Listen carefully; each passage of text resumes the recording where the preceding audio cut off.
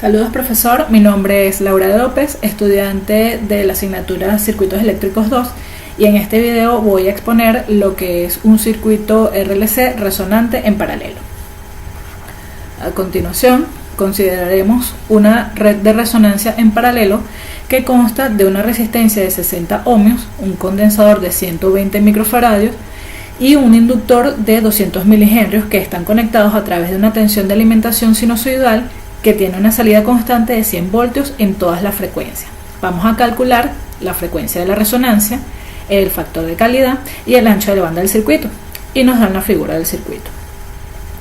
Antes que nada, hay que saber que un circuito resonante en paralelo es una red de tres elementos que contienen dos componentes reactivos, lo que lo hace un circuito de segundo orden. Está influenciado por las variaciones en la frecuencia de alimentación y tiene un punto de frecuencia donde sus dos componentes reactivos se anulan entre sí e igualmente tiene un punto de frecuencia de resonancia.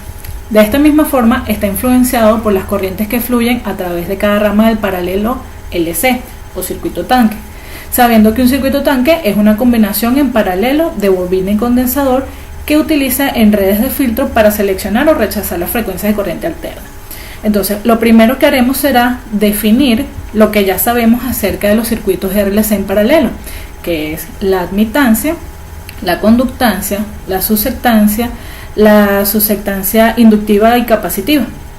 Entonces, voy a colocar por acá las fórmulas. Bien, como ya tenemos acá nuestras fórmulas, nos vamos a guiar por ellas, donde está la admitancia, que es igual a 1 sobre la impedancia, que es igual a la raíz de la conductancia al cuadrado más susceptancia al cuadrado. La conductancia, que es igual a 1 sobre la resistencia. La susceptancia inductiva, que es la parte imaginaria de la admitancia de la bobina, es igual a 1 sobre 2pi por la frecuencia por el valor de la bobina. Y la susceptancia capacitiva, que es igual a 2pi por la frecuencia por el valor del capacitor. Entonces, un circuito que esté en paralelo y que contenga una resistencia, una inductancia y una conductancia producirá una resonancia cuando la corriente resultante a través de la combinación en paralelo esté en fase con la tensión de alimentación. En la resonancia habrá una gran cantidad de corriente que circule entre el inductor y el condensador debido a la energía de las oscilaciones.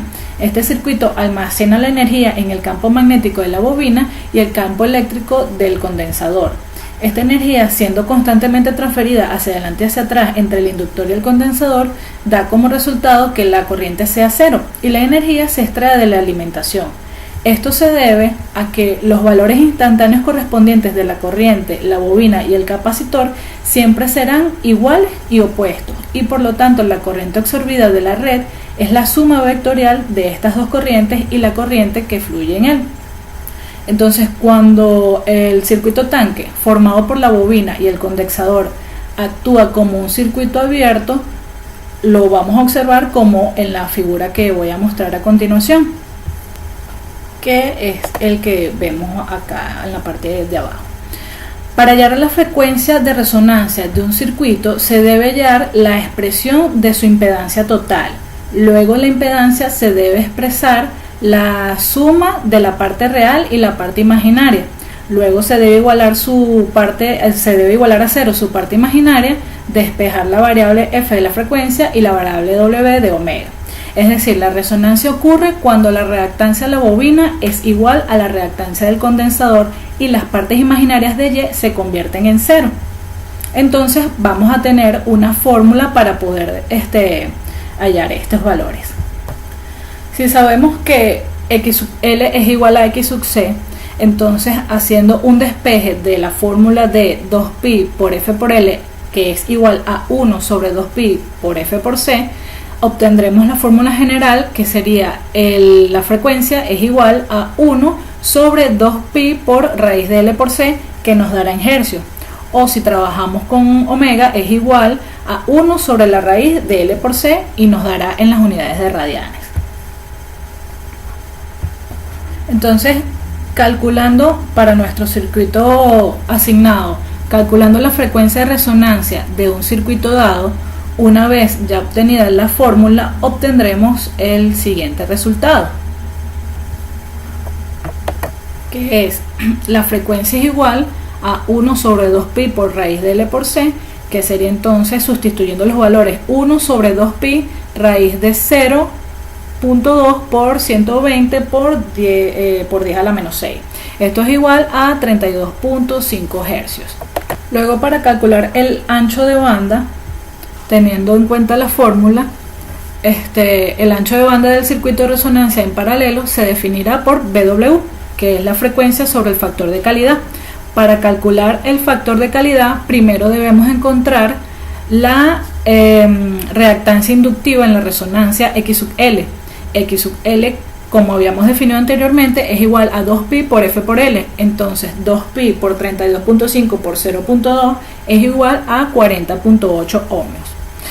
Entonces así ya podríamos calcular lo que es el factor de calidad Q, que es igual a la resistencia sobre X sub L, siendo igual a esto, sustituyendo los valores, a R sobre 2pi por F por L, que nos da un resultado de 1.47. Y ya con el factor de calidad calculado podremos hallar el ancho de banda para nuestro circuito, el cual sería de la siguiente forma.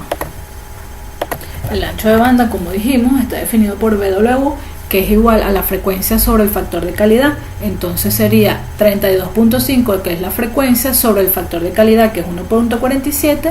Entonces el ancho de banda nos da 22 hercios. Entonces ya hemos calculado con todas las fórmulas obtenidas todos los solicitados para poder trabajar este circuito resonante en paralelo.